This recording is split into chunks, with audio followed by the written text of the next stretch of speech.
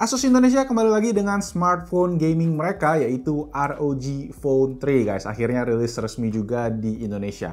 ROG buat teman-teman yang non-gamers, yang pada nggak tahu singkatannya, itu adalah singkatan dari Republic of Gamers, which means smartphone ini diorientasikan buat para gamers banget.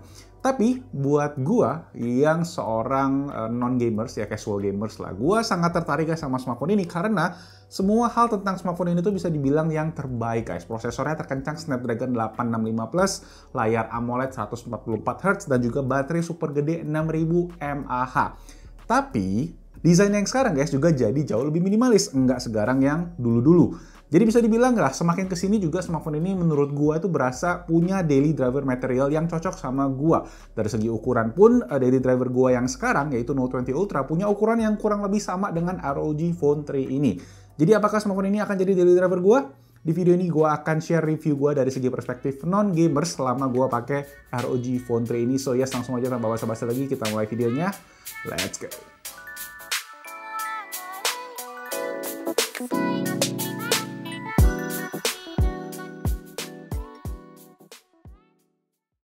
Oke, first of all, let's do quick unboxing guys. Box yang kalian dapat dari ROG Phone 3 ini cukup simple, dan yang gue notice adalah guys, warnanya sekarang rada-rada keunguan gitu, nggak gitu merah-merah kayak karakteristiknya ROG. Di bagian belakang kita bisa cek untuk specs-nya, dan yang terakhir adalah ROG Phone 3 ini udah dibuat di Indonesia.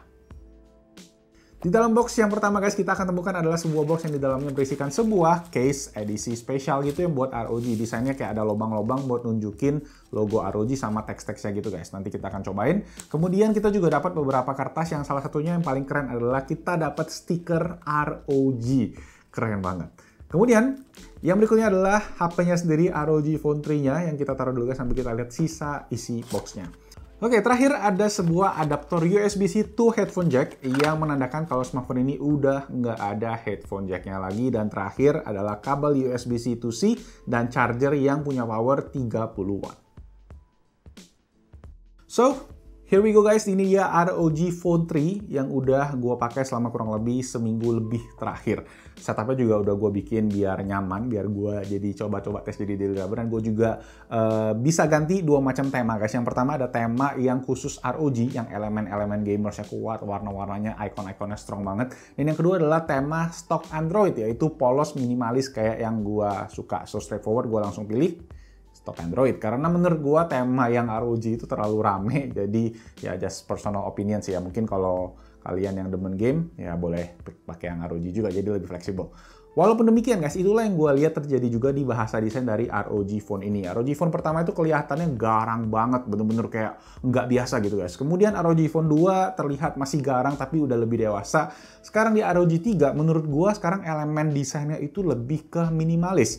Memang masih ada lampu RGB di bagian belakang, garis-garisnya juga masih kelihatan. Tapi desain yang karakteristiknya lubang aerodynamic system ini udah jadi semakin kecil gitu guys. Kelihatan semakin minimalis. Gua bisa dibilang gue suka sih sama approach-nya Asus, cuma satu keluhan gue, andai aja di bagian belakang ini sekarang mereka pakai bahan finishing matte gitu ya, ini pasti lebih enak karena yang glossy sekarang ini bener-bener nempel fingerprint banget. Tapi ya intinya sih dengan desain minimalis kayak gini guys, Asus pengen smartphone ini tuh juga diterima oleh penggemar smartphone yang non-gamers. Karena smartphone ini juga punya specs flagship yang oke buat zaman now.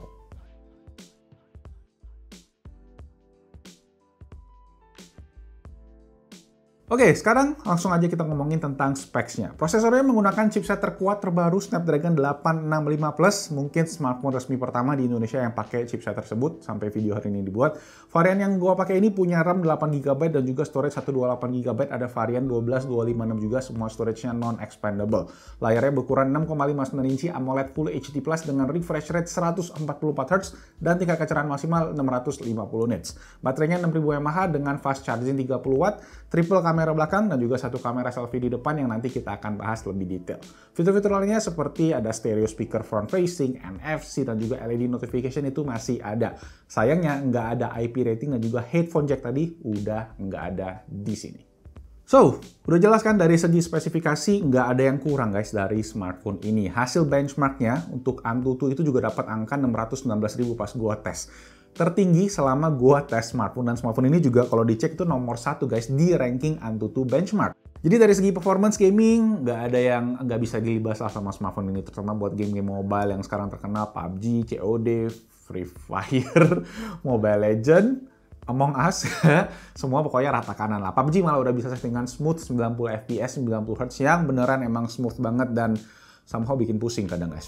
Fitur air trigger juga ada di sini, masih ngebantu banget buat main. Kalau main PUBG gitu kalian bisa atur-atur kayak shortcut atau trigger kayak gitu. Air triggernya juga responsif dan menurut gue masih sama ROG Phone 2 dari segi sensitivitasnya.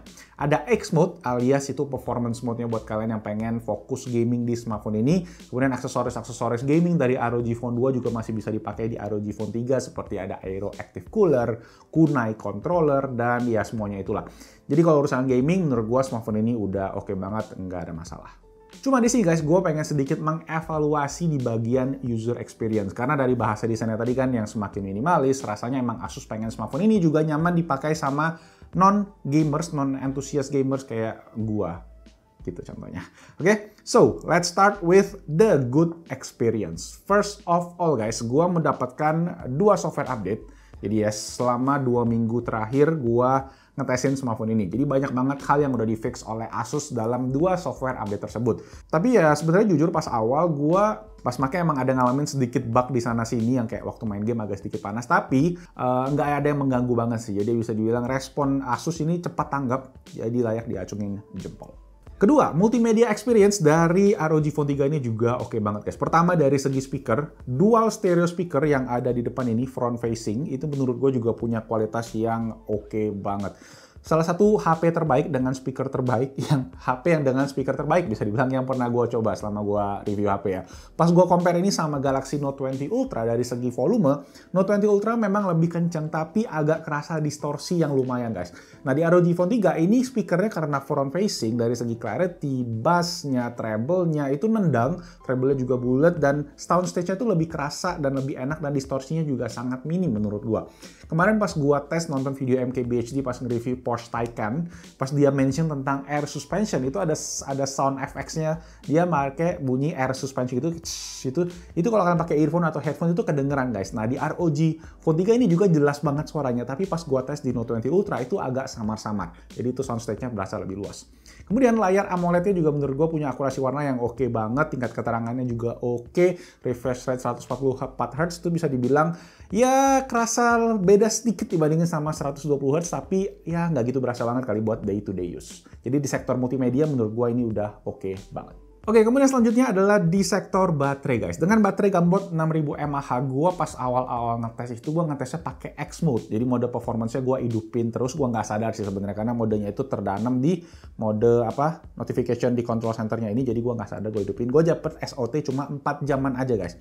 Tapi kemudian gue sadar, gue matiin X mode-nya, itu gue dapet improvement baterai hampir 50%. Jadi screen on time-nya hampir 6 jam gitu guys. Jadi buat kalian yang nggak pakai ini buat gaming, buat sehari-hari doang, buat multimedia, buat kerja dikit-dikit casual, itu X mode-nya matiin aja, baterainya bakal jauh lebih hemat. Oke, jadi in terms of user experience yang oke-oke udah gue share. Sekarang gue ada beberapa poin-poin ini guys yang menurut gue kurang oke di bagian user experience-nya.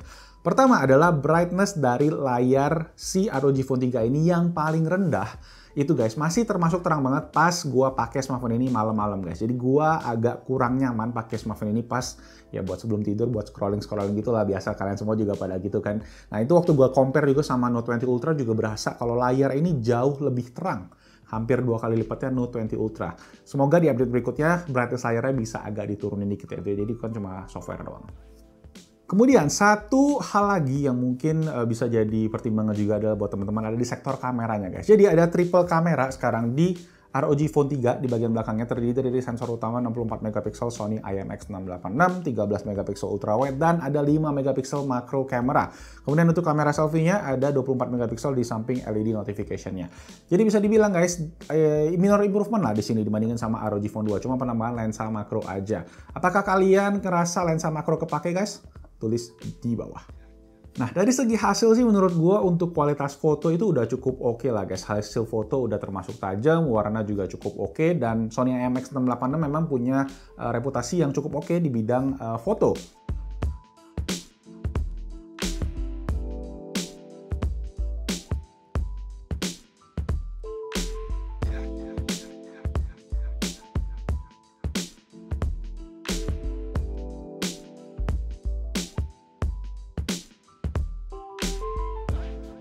Cuma yang agak gue sayangkan adalah di bagian videonya nih guys, yang gue agak tanda tanya gitu. Pertama, ROG Phone 3 ini bisa ngerekam video hingga 8K, 8K, yang bisa dibilang ya kayak smartphone flagship lainnya. Tapi anehnya guys, di resolusi 4K ketika kita ngerekam itu kita nggak bisa ganti lensa ultrawide ke wide. Itu 4K 30 fps ya, 4K 60 fps apalagi. Jadi kita harus pakai mode Full HD biar bisa pakai lensa ultrawide dan juga lensa wide secara bersamaan. Ya menurut gue sih daripada kita fokus ke 8K, mending kalian bisa benerin ke 4K-nya aja, bisa ultrawide dan lensa wide secara bersamaan. Ya, Asus ya. Oke, ini dia untuk rekaman lensa utama dengan resolusi 4K-nya guys. Sama, nggak bisa diganti, jadi kita cuma bisa pakai lensa ini aja di resolusi 4K. Kalau kalian pengen ganti lensa ultrawide dan lensa wide-nya harus pindah ke resolusi Full HD. Nah, sekarang kita di Full HD 60 fps. Di sini kita bisa ganti nih guys. Kita mau pakai ultrawide atau mau pakai ke lensa wide-nya. Dan kita juga bisa zoom. Kalau kalian pengen ini juga tapi digital zoom sampai 4 kali doang. Oke, ini adalah ultrawide dan ini ke lensa wide-nya. Gila banget. Oke guys, so ini dia untuk kualitas video dari kamera depannya ROG Phone 3. As you guys can see, ini resolusinya maksimalnya di Full HD 60 fps. Ini kita akan downscale ke 30 fps dan kameranya lumayan nge-crop nih guys, karena dia punya fitur electronic image stabilization-nya aktif, jadi lumayan stabil. Tapi ya ini resolusi maksimalnya cuma di Full HD aja. So, itu tadi guys, gimana kesimpulannya buat ROG Phone 3 ini. Apakah smartphone ini akan jadi daily driver gua? Jawaban gua adalah hampir. So far, gue bisa bilang sih gue nyaman banget pakai ROG Phone 3 ini. Mungkin kalau nanti beberapa software update ke depan bisa ngefix masalah layar tadi aja guys. Layar tadi yang bisa rada gelap, gue mungkin akan jadiin ini sebagai daily driver gue. Tapi buat kalian yang pentingin kamera guys, smartphone ini bukan buat kalian. Di luar itu sih buat kalian yang gaming, yang demen performance, demen multimedia, gue rasa smartphone ini bakal oke banget buat gamers maupun non-gamers. Nah, buat harganya sekarang guys.